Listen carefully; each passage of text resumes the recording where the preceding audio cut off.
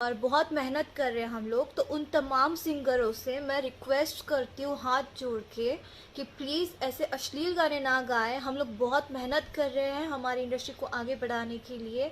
So please हम आप सबसे रिक्वेस्ट कर रहे हैं। और मैं उन तमाम एक्टर एक्ट्रेसेस जो है यहाँ के, मनोज जी, रवि जी, खेसारी जी, पवन जी, दिनेश जी, रितेश जी, कल्लू जी, जितने भी एक्टर्स हैं, चिंटू, और भी तमाम जो आम्रपाली जी, अक्षरा जी, अंजना जी, निधि जी, और भी सारे शुभी जी, सब लोगों को मैं रिक्वेस्ट करूँगी कि प्लीज़ आप लोग अपने फैंस को, मैं ये नहीं कहती कि सारे पूरी दुनिया में सब मेरे फैंस हैं, ये नहीं कहती हूँ मैं, बट जिनके जिनके जो भी एक्टर्स हैं, आप प्लीज़ लाइव आए या फिर वीडियो बाइट आप कर दें और उनको दिखाएं और उनको कहे कि प्लीज़ ऐसे अश्लील गाने ना गाएं और उस वजह से हमारी इंडस्ट्री का नाम ख़राब ना करें।